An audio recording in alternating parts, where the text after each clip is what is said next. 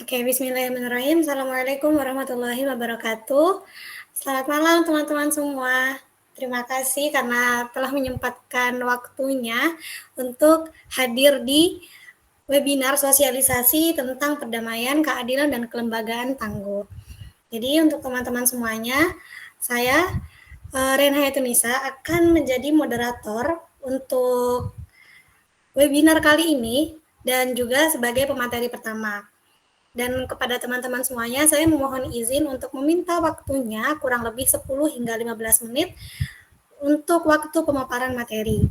Baik, pertamanya akan saya perkenalkan dahulu anggota kelompok kami. Yang pertama ada Daivani Salsabila dengan NIM 097, kemudian yang kedua ada Dini Ardila dengan NIM 197, dan saya sendiri Rehan Hayatunisa dengan NIM 317. Kami bertiga dari Prodi Psikologi Fakultas Ilmu Pendidikan Universitas Negeri Surabaya. Boleh di next? Baik, yang pertama kita akan membahas tentang perdamaian. Di next. Oke. Jadi menurut Handayani et al. Tahun 2022, perdamaian itu merupakan kondisi harmonis, aman, atau tidak terjadi peperangan, serta memiliki keserasian dan saling mengerti satu sama lain. Jadi itu maksudnya di sini, kenapa kok bisa disebut kondisi harmonis atau tidak terjadi peperangan? Karena setiap terjadinya konflik itu tuh kita tuh bisa melakukan analisis biar menemukan jalan menuju sebuah perdamaian dalam masyarakat secara nasional. Jadi perdamaian ini tuh sebagai juru kunci atau sebagai ujung tombak ketika ada sebuah konflik. Nah, konflik sendiri itu tuh bisa terjadi kalau misalnya ada sesuatu perbedaan yang terjadi antara dua individu atau antar kelompok. Jadi nggak terbatas antar individu aja, namun secara global antar kelompok, antar negara, antar suku, dan lain sebagainya itu juga bisa terjadi konflik. Nah, karena itu, kita tuh nggak boleh berlarut-larut dalam menyikapi konflik. Perdamaian itu yang terjadi apabila antara dua kelompok itu menemukan solusi yang disetujui oleh kedua belah pihak. Jadi, dengan adanya konflik, pastikan kita kan akan mencari solusi atau penyelesaian dari konflik tersebut. Biasanya, cara yang paling enak dan paling aman untuk menjadi jalan penyelesaian yaitu dengan perdamaian. Perdamaian ini itu bakalan didapat kalau misalnya antara dua kelompok atau antara dua individu atau antar kedua belah pihak itu udah menemukan solusi yang disetujui bersama. Jadi nggak disetujui salah satu pihak aja. Jadi dua-duanya itu harus setuju kalau misalnya ya ini merupakan jalan keluarnya. Nggak boleh salah satu pihak diuntungkan atau salah satu pihak itu tidak diuntungkan. Jadi harus sama-sama solusi itu mereka rasa bahwa itu jalan yang terbaik gitu. Nah, konflik itu tuh kalau misalnya nggak diselesaikan dengan perdamaian juga bisa menyebabkan kekerasan yang berujung nanti tuh banyak individu yang terluka. Banyak banget kan konflik yang di masyarakat kita tuh udah menemukan titik terangnya. Jadi contohnya kayak dulu kan ada GAM ya, Gerakan Aceh Merdeka. Itu sekarang kan juga udah selesai permasalahannya. Konfliknya udah selesai dengan jalur perdamaian juga.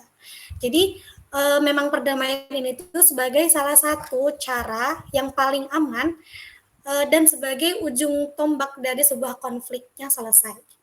Boleh di next?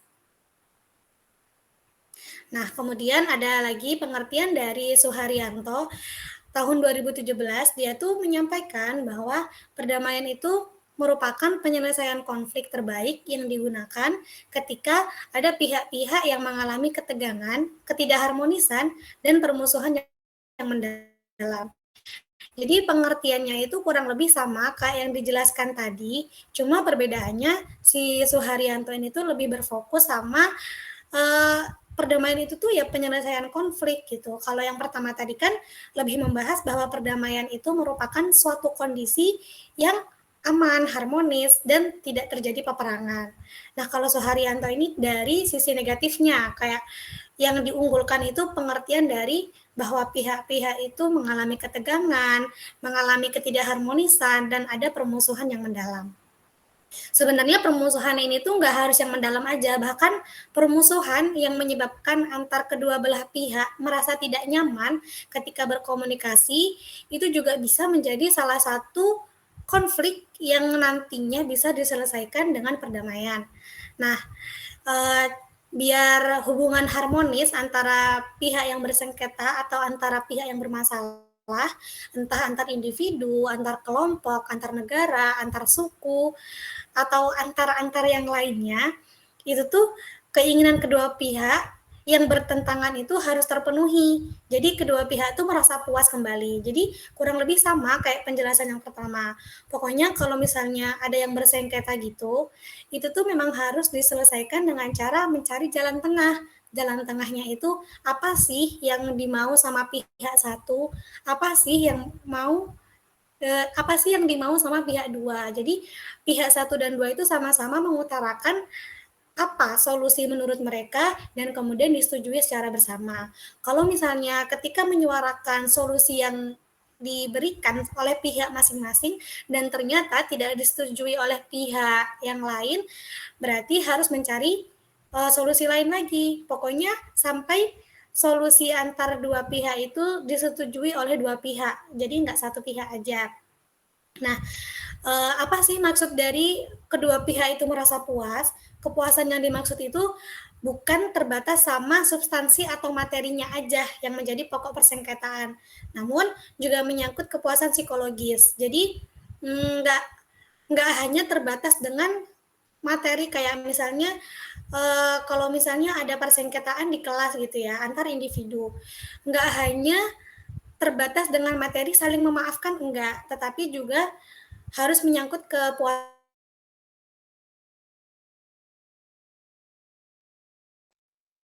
Nggak hanya kelihatan formalitasnya permintaan maaf aja, tetapi dalam diri masing-masing, dalam psikologis masing-masing itu juga harus ada kepuasan gitu.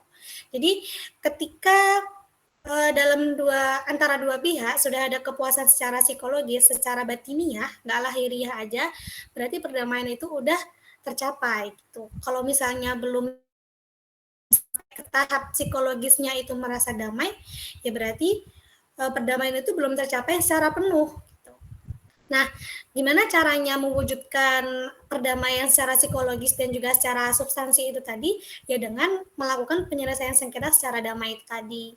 Pokoknya tetap mencari jalan tengah itu sih gitu. Jadi gimana pun harus dibicarakan masing-masing, harus dikomunikasikan. Kalaupun misalnya antara kedua belah pihak itu susah untuk berkomunikasi atau masih ada rasa-rasa amarah ketika saling berkomunikasi, bisa dihadirkan pihak ketiga atau menjadi orang yang menjadi pihak netral. Jadi antara kedua belah pihak itu merasa bahwa si pihak netral ini tidak memihak salah satu. Jadi nantinya solusi juga akan ditemukan. Jadi kalau dari kedua belah pihak itu tidak menemukan solusi, si pihak netral ini bisa membantu untuk memberikan solusi-solusi yang menguntungkan kedua belah pihak. Oke, boleh next. Kemudian ada perdamaian terhadap pertahanan nasional. Jadi ada 4 poin yang akan dibahas, yaitu yang pertama, perdamaian ini tuh merupakan tujuan ke-16 SDGs, kemudian bisa berpengaruh terhadap diplomasi, yang ketiga menjadi elemen kunci, dan yang keempat menjadi bagian religiositas. Nah, apa sih maksud dari tujuan ke-16 SDGs ini? Jadi perdamaian itu merupakan tujuan ke-16 dari Sustainable Development Goals atau SDGs yang berpengaruh secara signifikan terhadap pertahanan nasional Indonesia. Nah, kita kan juga tahu ya kalau misalnya masyarakat Indonesia itu banyak banget, bahkan tahun 2030 itu tuh bisa mencapai bahwa masyarakat Indonesia mencapai puncak keemasannya atau banyak banget orang itu udah semakin meningkat gitu jumlahnya. Nah, untuk itu dibentuklah tujuan dari Sustainable Development Goals ini. Nah, salah satunya yaitu perdamaian. Tujuan ke-16 ini tuh bertujuan untuk mendorong terciptanya masyarakat yang aman, damai, dan inklusif untuk pembangunan yang berkelanjutan, serta memberikan akses yang adil bagi keadilan semuanya. Gitu. Terus kemudian yang kedua ada diplomasi. Jadi yang diplomasi ini tuh maksudnya perdamaian itu tuh mempengaruhi diplomasi. Terus juga mempengaruhi keamanan perbatasan serta fokus pada pembangunan. yang mana secara keseluruhan itu tuh bisa menciptakan lingkungan yang lebih aman dan stabil bagi negara sama masyarakatnya. Dengan mencapai perdamaian itu, negara tuh bisa mengoptimalkan upaya dalam pertahanan nasional dan mendorong pembangunan yang berkelanjutan untuk mencapai tujuan keamanan dan kemakmuran secara keseluruhan. Jadi, kenapa di sini itu subjudulnya itu perdamaian terhadap pertahanan nasional. Seperti yang kita tahu juga, kalau misalnya suatu negara itu sudah dalam perdamaian yang berkelanjutan atau sudah dalam keadaan damai, maka diplomasi, keamanan perbatasan, dan pembangunan tuh bakal ikut terpengaruh juga. Ikut terpengaruhnya ke tingkatan yang lebih baik, bukan yang lebih buruk gitu. Bahkan pertahanan nasional pun juga bakal terpengaruh. Jadi sebuah negara itu akan lebih meningkat pertahanan nasionalnya. Kemudian yang ketiga ada elemen kunci. Seperti yang sudah dijelaskan sebelumnya, perdamaian itu tuh benar-benar menjadi elemen kunci dalam mencapai tujuan dari penyelesaian konflik. Karena ketika konflik atau kekerasan terjadi, sumber daya negara itu tuh bakal teralihkan untuk menangani krisis tersebut. Jadi ketika ada konflik itu tuh pasti akan menghambat upaya dalam pembangunan berkelanjutan dan investasi pada pertahanan nasional. Itu kalau misalnya contoh di konflik antar negara. Ketika ada konflik antar negara atau perang antar negara, itu pastikan sumber daya negara kita tuh bakal teralihkan untuk menangani krisis itu. Makanya itu perdamaian itu jadi elemen kunci untuk selesainya. Kemudian yang terakhir ada bagian religiusitas. Perdamaian itu termasuk dari bagian religiusitas yang mana perlu dipahami sebagai bentuk penindasan dalam masyarakat yang perlu dipahami sebagai keadaan di mana hal-hal yang mendukung perdamaian itu sengaja dilakukan dan segala bentuk penindasan dalam masyarakat serta kekerasan individual maupun struktural itu dihapuskan.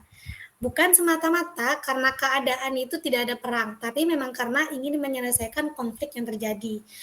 Terus untuk mewujudkannya, masyarakat itu perlu diberdayakan menjadi para pembangun perdamaian atau peace builders yang memiliki identitas inklusif, dan dalam religiusitas itu ada relasi timbal balik antara keberadaan seseorang being dan tindakannya. Jadi maksud bagian religiusitas ini tuh seseorang itu harus dibentuk menjadi pembangun perdamaian atau peace builders, yang mana nantinya itu tuh akan ada relasi timbal balik antara keberadaan seseorang itu tadi sama tindakan yang dia lakukan untuk mewujudkan perdamaian.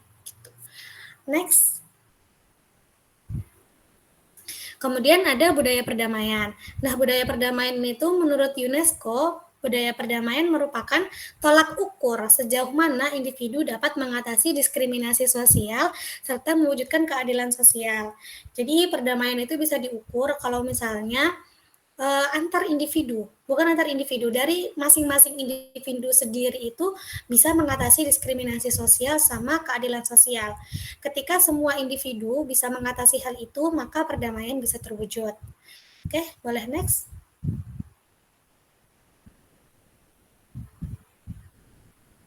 Jadi kesimpulannya, perdamaian yang berkelanjutan atau perdamaian secara terus-menerus dapat dijadikan sebagai awal pembangunan pertahanan nasional di masa yang akan datang. Nah, pembangunan perdamaian di Indonesia itu juga nggak terlepas dari segi sosial budaya, pertahanan dan keamanan, serta lingkungan sosial. Maksud sosial budaya ini tuh kita kan hidupnya kan juga punya beragam budaya ya. Jadi beragam budaya itu tuh juga menjadi salah satu tolak ukur gimana antar budaya itu saling mengerti dan akhirnya terjadi perdamaian. Pertahanan dan keamanan itu yang punya peran penting itu kayak TNI gitu. Jadi gimana cara mereka untuk menjaga pertahanan dan keamanan Indonesia. Kemudian lingkungan sosial ya kita sebagai masyarakat ini menjaga perdamaian antar masyarakat, antar suku, antar budaya, dan lain sebagainya. Oke, selanjutnya akan dijelaskan oleh teman saya. Terima kasih. Oke, terima kasih untuk waktunya. Selanjutnya ada keadilan sosial. Jadi keadilan sosial itu berarti bahwa setiap orang berhak mendapatkan perlakuan adil dalam bidang hukum, politik, sosial, ekonomi, dan kebudayaan. Itu penjelasan dari Darmo Diharjo tahun 79. Jadi hal ini tuh sejalan ya dengan Pancasila sila kelima, yaitu keadilan bagi seluruh rakyat Indonesia. Jadi karena keadilan sosial ini tuh merupakan syarat untuk sebuah negara itu mencapai kesejahteraannya. Nah, upaya negara untuk mewujudkan keadilan sosial ini juga merupakan kewajiban yang diharuskan. Jadi bisa dibilang itu kalau misalnya sebuah negara itu tidak mengupayakan keadilan sosial, itu berarti sama dengan membiarkan ketidakadilan berkuasa. Seperti itu. Oke, nextnya ada prinsip-prinsip dari keadilan. Oh maaf, ini kepotong ya. Yang pertama, ada keadilan atas dasar hak, yaitu merupakan prinsip menekankan pentingnya menghormati dan melindungi hak asasi manusia setiap individu. Jadi setiap orang itu memiliki hak-hak dasar yang harus diakui dan dihormati, kayak contohnya hak atas kebebasan, kesetaraan, privasi, dan perlindungan hukum. Prinsip ini tuh juga menuntut agar semua orang diperlakukan secara adil dan setara tanpa adanya diskriminasi. Oke, yang kedua ada keadilan atas dasar kebutuhan. Jadi prinsip ini tuh mengacu pada pendistribusian sumber daya dan keuntungan berdasarkan kebutuhan individu dan atau kelompok. Jadi prinsip ini tuh menekankan pentingnya memastikan bahwa semua orang itu punya akses yang memadai ke sumber daya dasar kayak makanan, air bersih, perumahan, pendidikan, layanan kesehatan, dan perlindungan sosial. Dalam konteks ini, keadilan itu berarti kayak memenuhi kebutuhan dasar dari setiap individu atau setiap kelompok. Yang ketiga ada keadilan atas dasar jasa. Jadi prinsip ini itu berarti bahwa setiap individu atau kelompok harus diberikan imbalan atau penghargaan yang sebanding dengan jasa atau kontribusi yang mereka berikan kepada masyarakat. Jadi dalam konteks ini kayak orang-orang yang memberikan kontribusi yang lebih besar, kayak dia memiliki keterampilan atau pengetahuan yang lebih tinggi daripada orang lain, itu akan dihargai secara adil dan diberikan imbalan yang sesuai. Jadi dalam prinsip keadilan sosial ini tujuan utamanya itu menciptakan masyarakat yang adil dan setara, di mana semua individu memiliki hak yang sama untuk mengakses sumber daya dan kesempatan yang diperlukan untuk kehidupan yang lebih layak. Prinsip ini juga menekankan pentingnya mengurangi kesenjangan sosial dan ekonomi antara individu dan kelompok-kelompok dalam masyarakat tersebut. Nah, gimana nih cara mengimplementasikan? Jadi implementasi prinsip keadilan sosial itu bisa melibatkan kebijakan publik kayak yang bertujuan untuk mengurangi ketimpangan sosial kayak program bantuan sosial, akses pendidikan yang merata, perlindungan hak asasi manusia, dan kebijakan pemerataan ekonomi. Lalu cara menentukan prinsip keadilan yang tepat itu di suatu situasi tertentu itu kayak gimana sih? Nah, saya akan memberikan contoh cara mengimplementasikan di kehidupan sehari-hari. Jadi misalnya nih, kalau dalam konteks pekerjaan, prinsip keadilan berdasarkan jasa itu mungkin lebih diutamakan ya daripada dua prinsip lainnya. Jadi orang yang bekerja lebih keras atau memiliki kontribusi lebih besar biasanya diharapkan mendapatkan kompensasi yang lebih besar. Contohnya kayak orang yang menjadi manajer di suatu perusahaan itu pasti punya tanggung jawab atau tugas yang lebih banyak ya daripada karyawan-karyawan biasa. Nah, maka dari itu biasanya outputnya atau biasanya manajer itu memiliki gaji yang lebih tinggi daripada bawahannya. Kalau dalam konteks pelayanan kesehatan atau pendidikan, prinsip keadilan berdasarkan hak atau kebutuhan mungkin lebih relevan. Jadi setiap orang itu memiliki hak untuk mendapatkan akses yang sama terhadap layanan kesehatan dan pendidikan. Dan mereka yang membutuhkan lebih banyak bantuan harus mendapatkan lebih banyak. Jadi contohnya kayak dokter atau perawat dalam pelayanan kesehatan berusaha memprioritaskan pemeriksaan atau perawatan pada individu dengan kondisi yang lebih serius atau membutuhkan perhatian khusus. Seperti itu. Oke. Ini ada tidak adil sama dengan kesenjangan sosial. Kok bisa? Jadi seperti yang aku jelasin sebelumnya, kalau setiap orang itu seharusnya memiliki kesempatan yang sama, baik untuk sukses menjadi sukses ke depannya atau mencapai potensi yang mereka inginkan. Dengan tidak diterapkannya keadilan, itu pasti menimbulkan kesenjangan sosial di mana beberapa orang memiliki lebih banyak kesempatan daripada orang lain hanya berdasarkan keadaan kelahiran mereka. Atau bisa dibilang kalau orang-orang yang tidak memiliki akses yang sama mungkin akan merasa kesulitan untuk meningkatkan kondisi hidup mereka, seperti itu. Terus dampak kesenjangan sosialnya sendiri itu gimana sih? Kalau bagi pemerintah, ketika kesenjangan sosial terjadi itu bisa menghasilkan beban fiskal yang lebih tinggi bagi pemerintah. Jadi pemerintah itu pasti perlu mengeluarkan lebih banyak anggaran atau uang untuk program bantuan sosial, terus layanan kesehatan, pendidikan, terus infrastruktur di daerah-daerah yang menderita akibat kesenjangan sosial tersebut. Jadi hal ini tuh bisa mempengaruhi keuangan negara dan mengurangi kemampuan pemerintah untuk memenuhi kebutuhan masyarakat secara keseluruhan. Kalau untuk masyarakatnya sendiri, kesenjangan sosial itu bisa mengakibatkan sulitnya mengakses peningkatan kualitas hidup, seperti sulitnya akses terhadap pendidikan yang lebih berkualitas, layanan kesehatan yang baik, dan aspek-aspek lainnya. Lalu itu juga bisa berakibat kepada polarisasi kelompok masyarakat yang semakin mempertajam kesenjangan sosial. Jadi pasti masyarakat itu pasti bakal kebelah jadi dua, yaitu masyarakat miskin dan masyarakat yang mampu atau kaya. Nah, dari dua hal tersebut itu pasti menimbulkan ketidakharmonisan antar masyarakat. Nah, kesimpulan yang bisa diambil, keadilan sosial itu penting untuk dilakukan oleh suatu negara.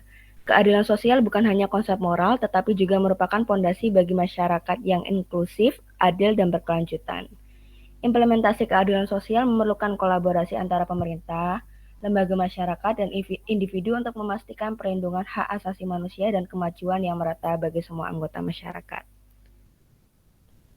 Untuk selanjutnya akan dijelaskan oleh teman saya. Baik, selanjutnya mengenai kelembagaan yang tangguh. Next.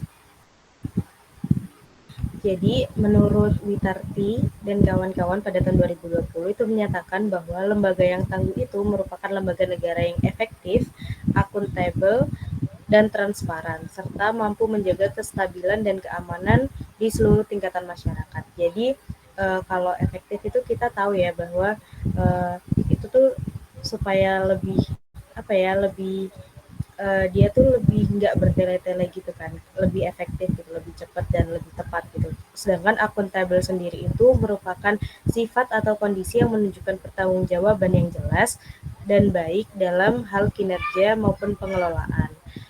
Terus ini masih berhubungan sama keadilan yang tadi, di mana lembaga yang tangguh ini itu dia itu harus bisa mencakup semua tingkatan masyarakat. Jadi nggak ada diskriminasi pada tingkatan masyarakat tertentu gitu. Next. Kemudian ada yang namanya negara kesejahteraan. Itu dia terdiri dari 3. Yang pertama itu asas legalitas, asas persamaan dalam hukum, dan peradilan yang bebas. Jadi asas legalitas ini sendiri itu legalitas itu sendiri itu adalah konsep hukum yang mengacu pada keadaan atau kualitas sesuatu yang sesuai dengan hukum atau peraturan yang berlaku. Kemudian kalau pengertian dari asas persamaan dalam hukum ini sendiri,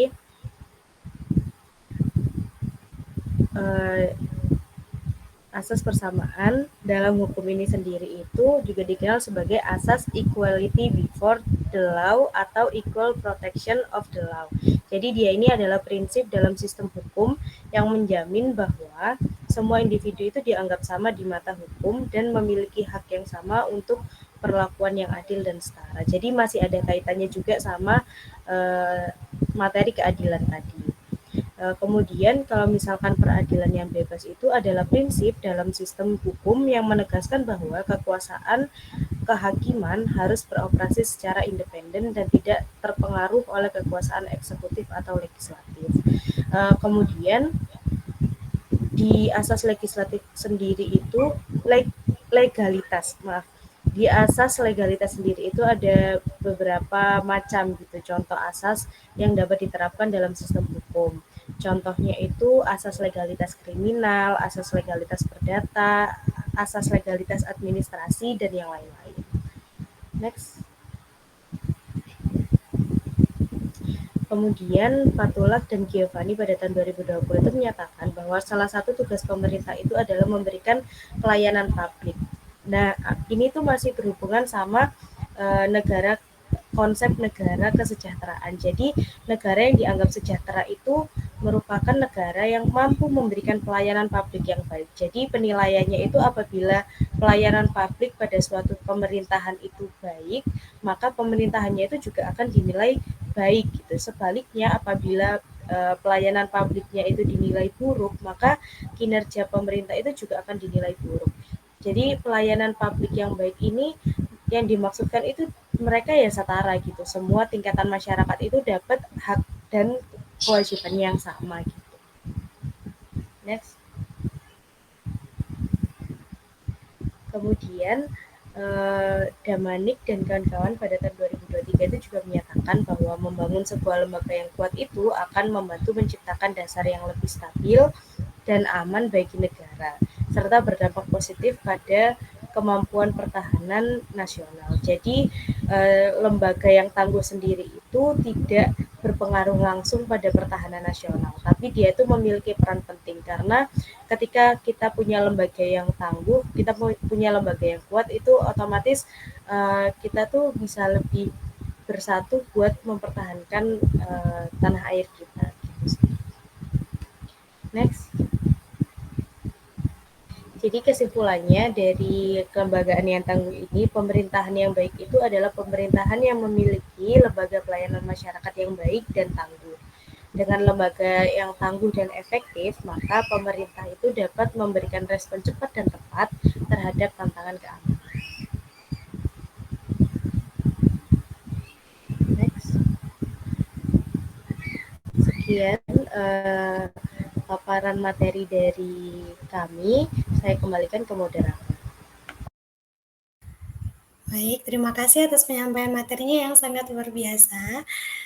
Tentunya kami sebagai pemateri dan saya sebagai moderator berterima kasih kepada para rekan-rekan yang telah hadir pada malam ini, telah menyempatkan waktunya yang pada awalnya tadi saya bilang sekitar 10 hingga 15 menit dan ternyata molor hingga hampir setengah jam.